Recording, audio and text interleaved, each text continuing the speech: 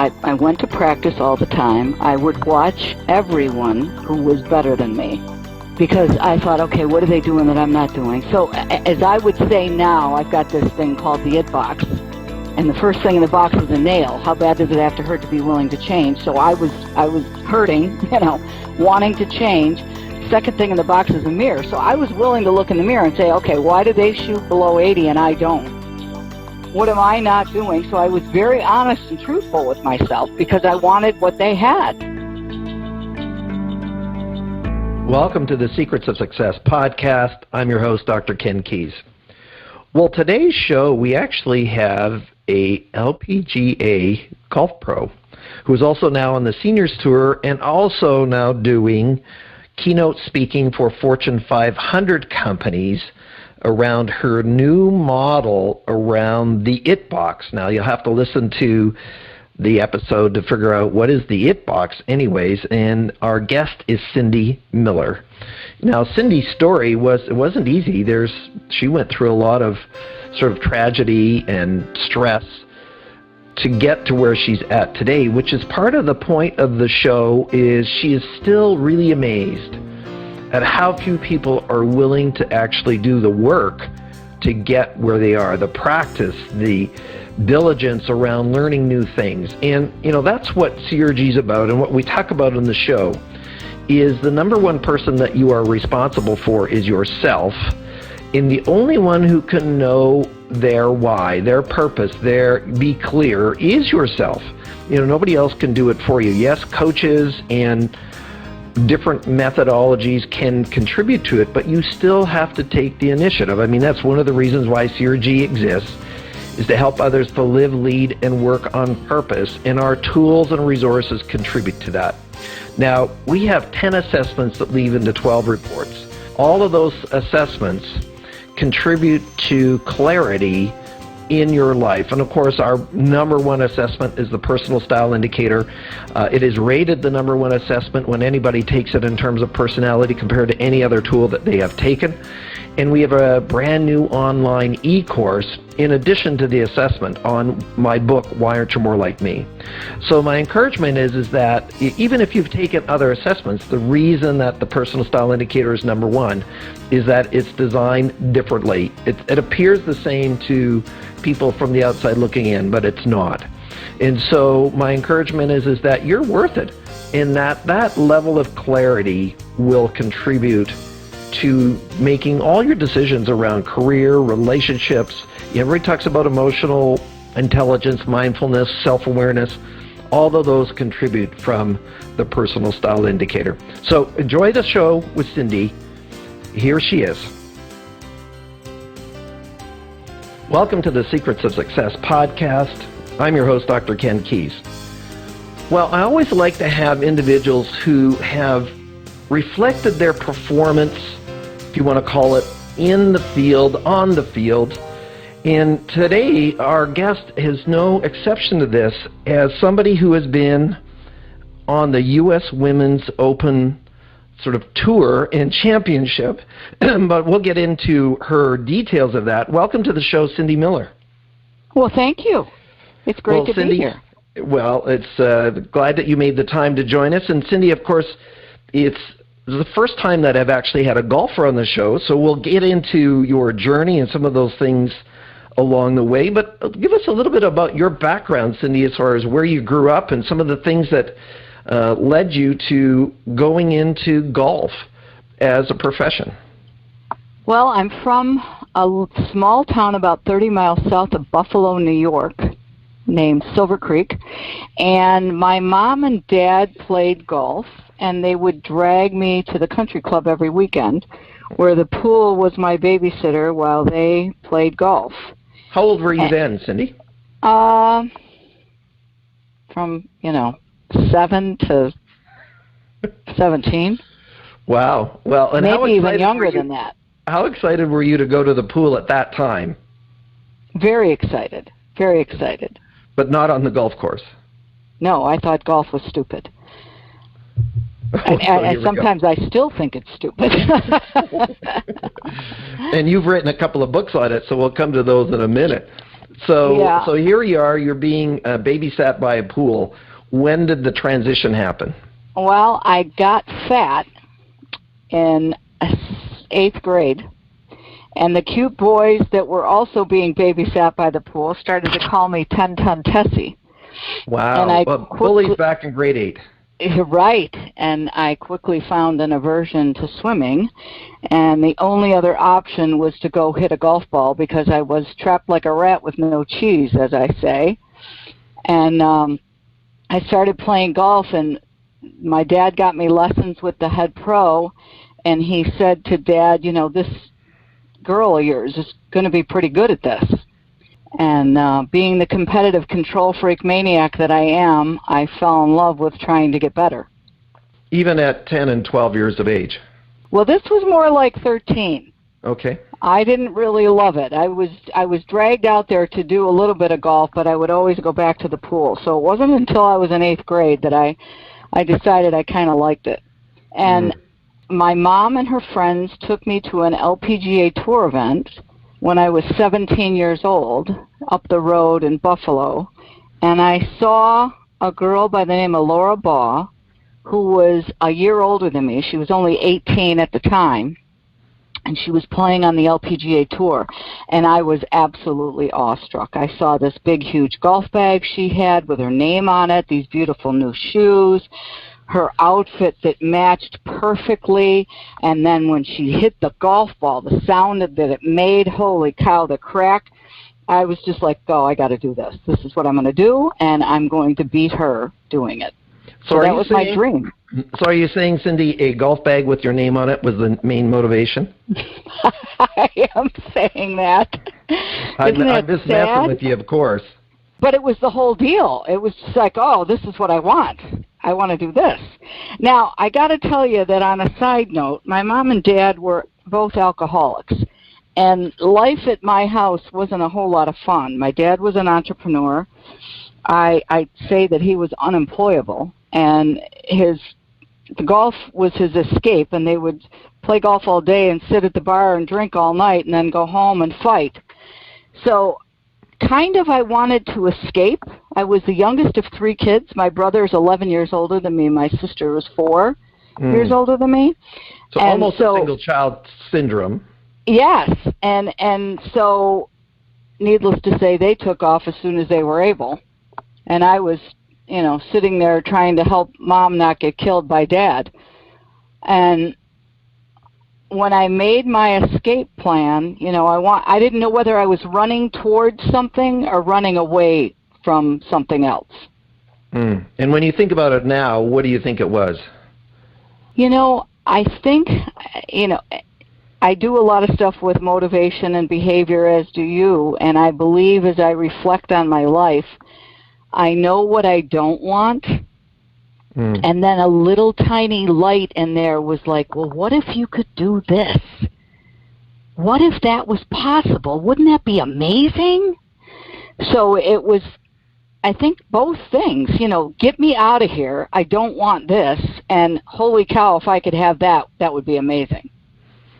Awesome. And thank you for sharing that, Cindy. And I mean, listeners want to know our journey about, what did we go through? It's not been a walk in the park and easy peasy for people to kind of get where they're going. So certainly appreciate you sharing that. What would you say was the character trait or traits that assisted you to kind of get out of there that the listeners would benefit from thinking about? I don't know why I'm so competitive and driven. I don't know why I never, ever, ever give up. And I think, so I have to tell you, I told my dad I was going to play on the LPGA Tour, and I was going to graduate from high school a year early because I didn't like high school, because we had moved away from the little town that I grew up in, where I was the big fish in the small pond, and now I was the little fish in the big pond. And I had already applied to Fredonia State University, and I was going to go major in psychology and fix my family and myself. And this was like, no, I don't want to do that anymore. I'm going to go play golf. And my father said, well, where are you going to play? is there colleges that have women's golf teams? I mean, I'm kind of old, so there was no internet at this time. Mm-hmm. And I said, well, I don't know, but I'm going to figure it out. So it's almost like, don't tell me what I can't do because I'm going to go after it more. Mm. So I wrote physical letters to the Ben Hogan Company because I played their golf clubs. I assumed they would care about me.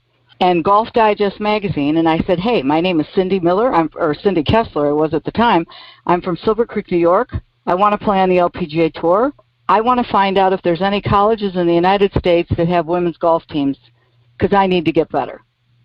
And they actually wrote back to me, which is so odd. I mean, we're talking 1973. And they only mentioned, the only schools I remember them mentioning was Odessa Junior College in Texas and the University of Miami in Coral Gables, Florida. So I thought, well, I'm not going to go to a junior college for 2 years that far away. So I wrote to the University of Miami, and they wrote back and they said, that's nice, but you're not good enough. The worst girl on our team has a 4 handicap, and yours is 14. So I wrote back again, and I said, well, can I come and try? And they said, well, yeah, you're welcome to come and try, but you'll probably never play. So I told my dad, I went to Fredonia for 1 semester. I said, I hate this. I don't like psychology. It's stupid. He said, well, you're not going to just quit school and not work. So I had to work. I got a job, and I got on a plane the next August with a family friend. I had never even visited the University of Miami. And this family friend was a captain for Eastern Airlines, and they lived in Coral Gables, Florida. And he says, well, we can drop her off. So they took me and my suitcases and my golf clubs and dumped me off at my dorm. And my father said, you've got 1 year to earn a scholarship or you have to come home because I can't afford this place. So I sat on the bed and I cried. And then I went and practiced. And I ended up graduating the #1 player on the team. We won back-to-back national championships, and I was voted team captain and All-American my senior year. Wow. Now, in between that statement, Cindy, are 4 years. So you went from crying on your bed to being the team captain. But the story is in between there. So what happened in those first couple of years to get better? What were you doing? I went to practice all the time. I would watch everyone who was better than me because I thought, okay, what are they doing that I'm not doing? So as I would say now, I've got this thing called the it box. And the first thing in the box is a nail. How bad does it have to hurt to be willing to change? So I was hurting, wanting to change. Second thing in the box is a mirror. So I was willing to look in the mirror and say, okay, why do they shoot below 80 and I don't? What am I not doing? So I was very honest and truthful with myself because I wanted what they had. And I would take lessons from this guy, Eddie Bush, at Doral Country Club. And then I would go to the driving range where Bob Toski was teaching. And Bob Toski had all these fancy rich people flying down from New York City taking golf lessons from him. And all these players were getting better. And I remember him admiring one of the girls on our team, and he would, talk about her and edify her in front of all these people. He was, oh my gosh, Carolyn Hill is so good. And, here I am, Cinderella, sitting over on the sidelines, and I suck. So I went up to him, and this was my junior year, and I said, look, the national championship's in Hawaii this year, and I'm fighting between the 5th and 6th spot on the team, and I really, really, really, really want to go. And I can't afford to pay you for golf lessons, but I will do whatever you ask me to do at this driving range. I will pick up balls. I will sweep. I will do whatever you want me to do. Will you help me? He said, absolutely. So, you've got to be willing to humble yourself and be honest and see what you don't have. And it was like there was no way out. I had to do this. Cindy, when you think about life, and one of my responsibilities as host is, just bring the links for the listeners. One of the things you did, first of all, you took courage to ask, then humble yourself, but also just the desire to be mentored by somebody who is better. And you became a student of the game. I don't know what it is about populations these days or individuals today. They just want to just go there without all the work and the effort. So how long did it take you really to start moving? Where did you make it to Hawaii, by the way? You know what I did, and it's so funny because my dad had an aneurysm that November, and he had surgery, and he got really sick, and I came home from school, and my dad was in the hospital in a coma, and I went into the room, and he was, what I think wasn't awake. And I said, Daddy, I made it to Hawaii. I'm going to Hawaii. And of course, I'm going to tell you, I feel like he squeezed my hand. And he died that night. Wow. And so it was like I handed him the trophy. I had to prove that I was good enough, that I belonged. And I didn't play very well in Hawaii. I did count one of the rounds, and we did win nationals, but I wasn't that good. And then that next year, my senior year, I really put the pedal to the metal. It was almost like I needed a little bit of a cookie to say, here, keep going. If you're not dead yet, you can keep doing. And I was like, okay, get the heck out of my way. I'm rolling. When you work with other individuals, do you find that some people quit too early? 99% of them do. And you know what? I have to tell you this, if we can be honest here. I happened to marry a guy who played on the PGA Tour. I met him while I was at the University of Miami, and he was on the PGA Tour. And we are the only married couple in the world that have played on the PGA Tour, the LPGA Tour, the Champions Tour, and the PGA Champions. So the senior tours and the regular tours. There's no other couple in the world that have played on all four major tours. And we teach golf for a living, and I do corporate training and stuff, professional and personal development stuff. And we talk about it all the time because we've got about a 45-minute ride to work, and I call it the gas meter, the give a you-know-what. And people just don't have the wherewithal. And of all the people we've taught in 30 years since playing on the tours, the best player we've ever taught is our own son. And I don't know whether that's because he's seen the struggle and he watched, how hard you had to work. I don't know. Or it's belief, lack of belief, commitment, being humble. I don't know what it is. But I got to tell you, I had a little girl yesterday. She's a senior in high school, and she wants to play college golf. And she said, hey, the coach from this school wants to talk to me on the phone. Do you need to be on the phone with us? And I said, no, but when's the last time you hit balls, which means practice? Oh, it's been a while. I said, I think you and I need to talk before you talk to him. I said, because he texted me asking me about you, and he wants people who can break 80 on his golf team. So before you talk to him, we need to talk. And I'm just going to say to her, you don't have the work ethic. You got the want, but not the work. So what was the outcome of that conversation with that senior? Was she willing to step up? She texted me. She's going to call me. Well, she's going to call me tonight. We didn't talk on the phone. I said, you tell him that you can talk to him after Monday night. And so, but here's a side note. Again, I have to give her a little bit of grace. Her mom has had cancer, and her mom's got a rebout with cancer. So distracted with some personal items for sure. Yeah, distracted definitely. But I got to tell you, before that happened, the work wasn't there. I don't think they understand what it takes. And I'm going to say something else that might not be good. I feel as though in my childhood I was neglected a lot because my parents went and did whatever they wanted to do, and I was left alone a lot. And thank God I never really got in trouble. When my kids were little, my husband was an alcoholic as well. And we went from having dinner at Bob Hope's house to teaching golf at a public driving range in Buffalo, New York.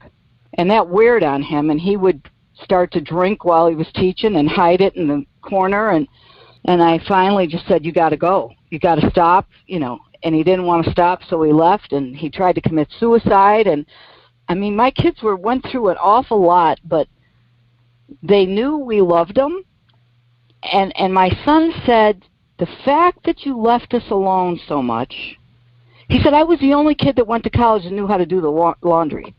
And, I was self-sufficient, and I think some of that has to happen. I think some of the parents nowadays, they do everything for their kids, so they don't learn what it takes to be resilient. or what it might feel like to lose. Well, some of these parents now who have paid test takers to, take the test to get SATs and get into college, and because for some reason, something behind there, I need to be a helicopter parent. So what you're saying is, I mean, if an individual has been coddled or protected, they've never developed their own skills to go forward. Right. So when you speak, Cindy, so thank you for that story.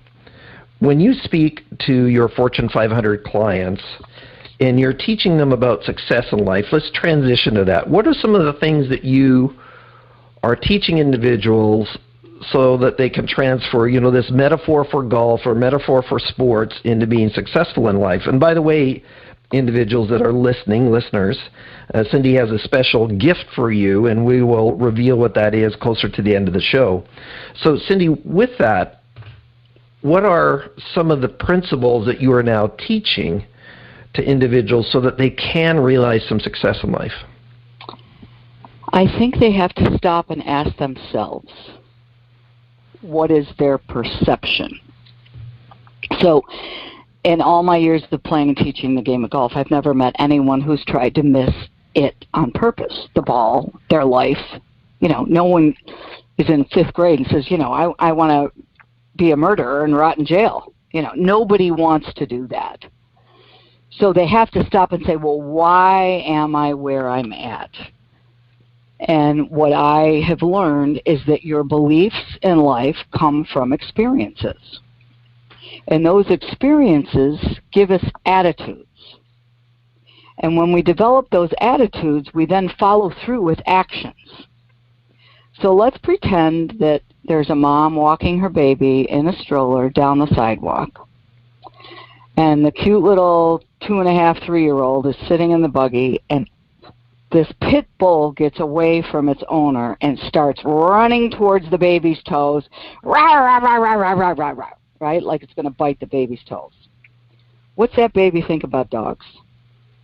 Dogs are terrible. They're going to eat me. I can't be around dogs. I'm petrified of dogs. So that's their belief from their experience. So they will probably never buy a dog because they don't like dogs because they're afraid of them. So now let's say that there's another mom walking another baby down the street, and here comes this multi-poo puppy who got away from its owner going, ah, rah, rah, rah, rah, coming over to lick the baby's toes. Now that baby thinks dogs are cute. This looks like a live version of the thing that's in my crib, right? Mm-hmm. So both of those experiences are real. They had those experiences. So the beliefs that they come up with and the attitudes and actions are truth to them. But are they really the truth? So sometimes our perceptions are wrong because our beliefs are wrong from an experience we had. So you have to be willing to challenge your beliefs and understand your experiences. When I went through to get certified in this behavior stuff, I went to see this guy, this company in Phoenix. And I said, oh my gosh, I really want to win a Legends Tour event. I have to prove to myself the dream I had when I was 17 years old wasn't a nightmare just to play the tour, and, that it was just a waste of time for my whole life. And he says, well, I'm doing some research on the brain. And I said, oh, cool. And he goes, do you want to be a guinea pig? I said, absolutely, right? Again, courage, humble, desire to be mentored, become a student, make a fool of yourself even if you need to. And he said, all right, after lunch, come back to the back room. Just a note, Cindy, what you're saying, it's never done. It doesn't matter what age I am, what accomplishments I've achieved, it's never done. It's never done. It's never done. It's never done. Thank you. I'm writing that down. I'm stealing it. Is it yours? Because it's mine now. Well, you can quote me. You can quote me, Cindy. That's fine. Okay. So continue. So he's doing some research on the brain. Yeah, so he hooks my brain up to all these things, right? And he says, okay, we're going to have words flash on the screen, and you're not going to know it, but we're taking pictures of your brain while the words are flashing on the screen. So he says to me, call your husband and ask him, because my husband's been caddying for me on the Legends Tour, which is the old lady tour, which is my mulligan, which is my redemption, right? because I did play on the tour for 3 years, but of the best in the world, I was one of the worst. Same old story. You're not good enough, right?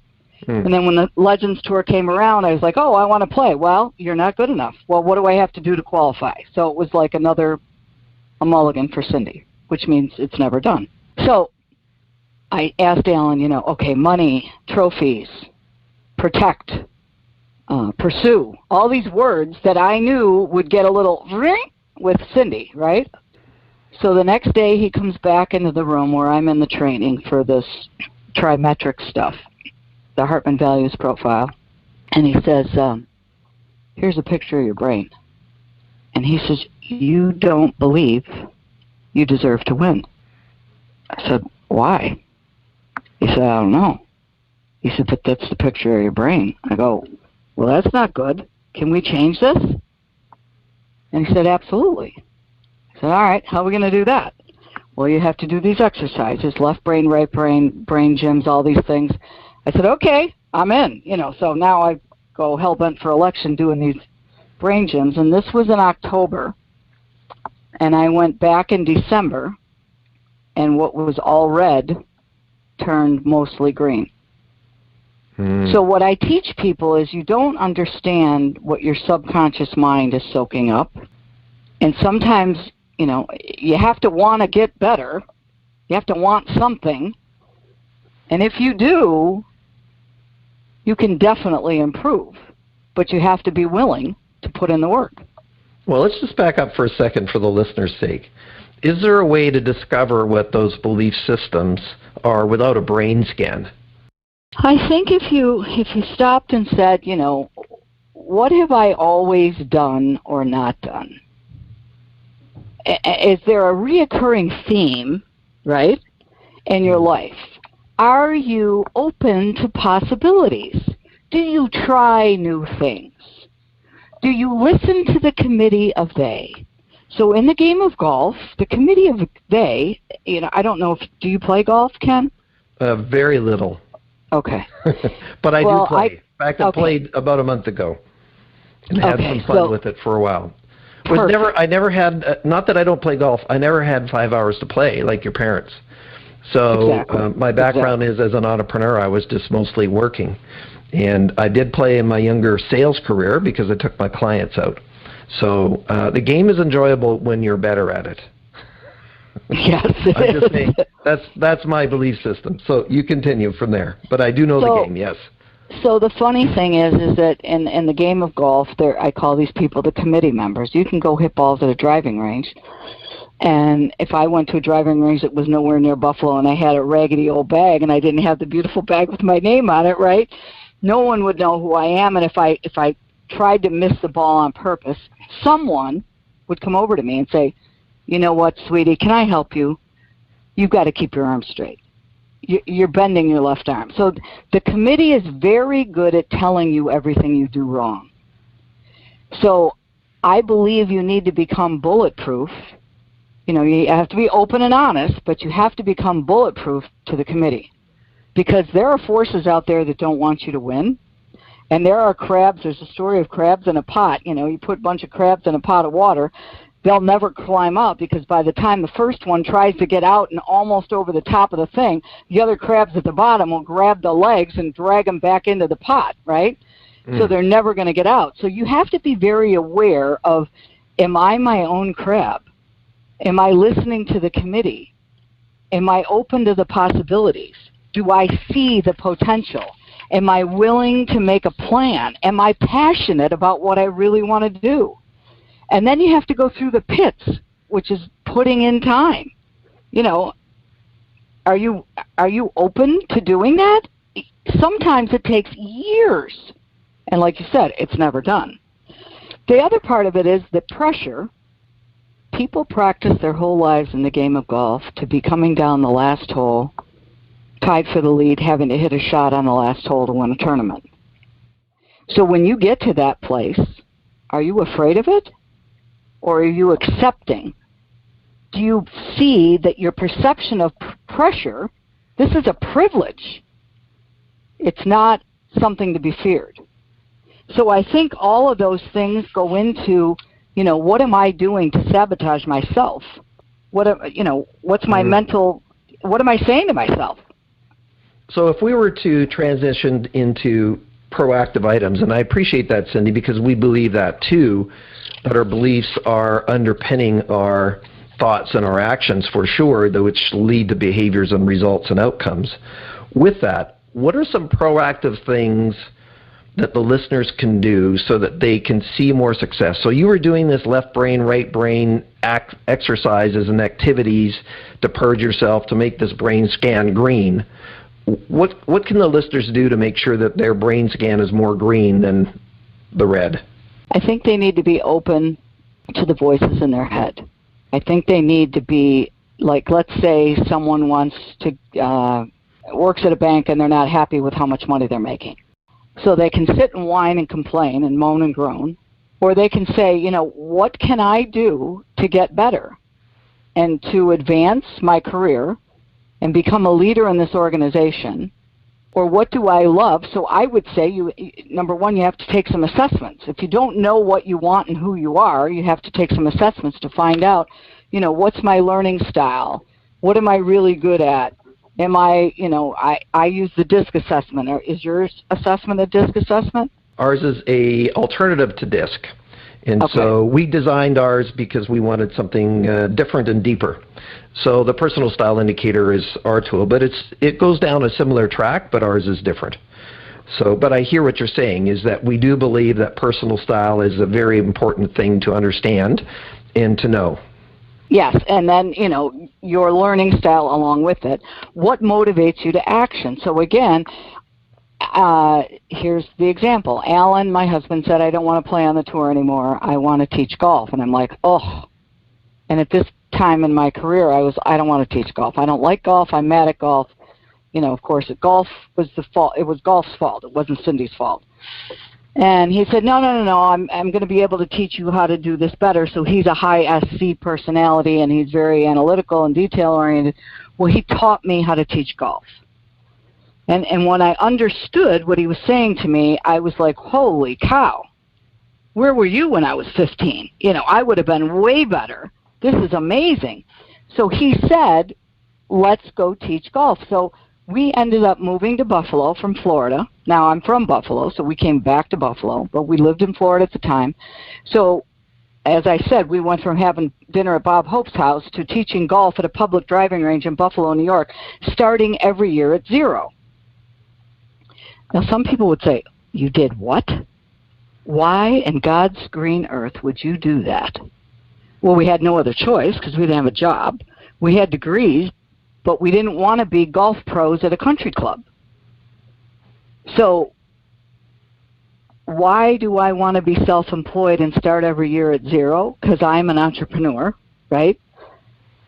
And I love the challenge of making sure that I keep my customers happy, because if I don't, I don't make any money. So when you come to me, I'm going to make you better than you think you can be, because I want you to tell all your friends so that they come to me as well. So again, it's like the motivation of, I don't want a cushy job that I could sit there and twiddle my thumbs. I always need to be challenged. Now, not everyone is that way. So I think it's very important for your listeners to realize, who am I? Who are they?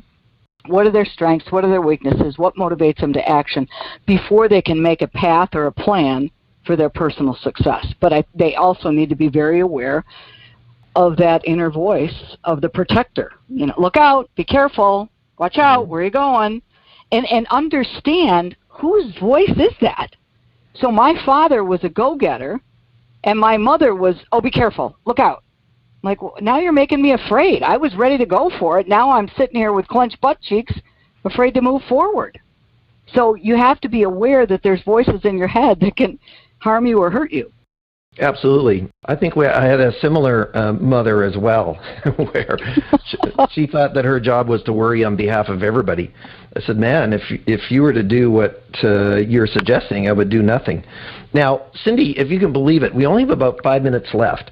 Now, before we get into sort of the last segment about your tidbits of wisdom for the listeners, how could people find out about you? So first of all, tell us about how they can contact you. What are your 2 books? And where can they get that gift from you? So the two books are Simple Solutions for Stray Shots and Golf 101 for Executives. People can contact me at Cindy at cindymillerinc.com. Reach out to me, email me. And my free gift, there's a couple of choices. If you go to cindymillerinc.com/secrets of success. That's a beautiful URL, I thought, anyways. Yes. You can sign up to get a free gift called The Privilege of Pressure and the Lifelong Pursuit of It. Excellent. And we'll make sure that those are in the show notes for those of you that are driving. cindymillerinc.com and cindymillerinc.com/secrets of success for the gift. And then the two books are Golf 101 for Executives and Simple Solutions for Stray Shots. Now, with that, Cindy, I want to just kind of wrap this together beyond what you've already shared. So first of all, at CRG, we agree 100% in your concept of, if I don't know myself, if I haven't done the work on myself, and I had Dr. Tasha Urich on the show here, and she wrote the New York Times bestseller Insights, and it was that most people, self-awareness is very, very low. Most of them believe that they know themselves, 85%, but only 10% agree with your own awareness or opinion of self. And that was research just done. So the majority of people are just out to lunch, and not in a negative way. They just are not connected. They have not connected. So if you don't do the work, you can't know. Just like, if I don't go to the driving range, am I going to the driving range of life and doing the work, doing the assessments, getting completed, getting a coach, whatever? That being said, Cindy, what would be some final thoughts of wisdom that you would have for the listeners today so that they can take some action and go forward in life in a more positive or possibility framework? Well, as you said, it's never done, and I have a thing called the IT box. So if you choose to pursue your personal IT, which I believe we all have one, which is why we were put on this earth, there are three things in the box that will help you figure out what it might be. The first thing in the box is a nail, and the nail signifies why. If you were sitting on a nail and it was hurting, would you get up and do something about it, or would you sit there and whine, moan, and complain? So the first thing in the box is, why am I here? Mm-hmm. Why am I here? So I wanted to go play on the LPGA Tour, but I also was running away from something. So what's your why? What motivates you to action? The second thing in the box is a mirror, which is what? And part of the what is, who am I? So you have to be willing to look in the mirror, who am I? And like you said, self-awareness. Most people are absolutely in denial or clueless and don't know themselves, or think they do, but it's not really the truth. It's denial. And the third thing in the box is a seed. So once you know why, you know what, you have to know how to move forward. So you got to do something about it. You got to plant a seed. You got to water it. You got to put it in the light. You got to nurture it. Sometimes seeds take a really long time to grow, but the power of nurturing a seed is unbelievable. And this box came to me like 20 years ago, and it's only in the last 5 or 6 years ago that I'm doing the IT Box keynote speeches, because it's such a big deal right now. But it took that much longer for my seed to grow and to bloom and blossom. So I would say you all have a personal IT, and I challenge you to pick it up. And you can find more about it if you go to cindymillerinc.com/secrets of success. Well, thank you, Cindy, on that. We sure appreciate, we're totally aligned around this whole thing around purpose, your calling, your why, whatever word you want to use. And then we have a personal responsibility to not only sort of confirm what it is, but then take action on it. So thanks, Cindy, for hanging. This is Cindy Miller that's with us, by the way. Thanks, Cindy, for hanging out with us today. Oh, I had a great time. Thanks so much for having me, Ken. Well, Secrets of Success listeners, thank you, Cindy, for being on the show.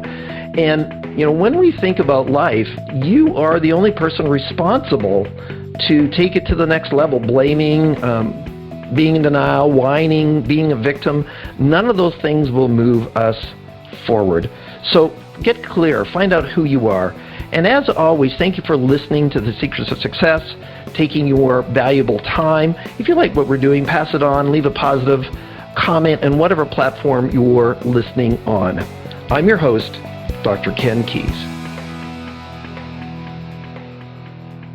Thanks for exploring the secrets of success with us. If you want to keep the momentum going, log on to crgleader.com. Scroll to the bottom and sign up for our inspirational emails. You can also take your success to the next level by following us on Facebook and Twitter and connecting with Ken on LinkedIn. We hope you have a great week and look forward to you joining us next time for the Secrets of Success podcast with Dr. Ken Keis.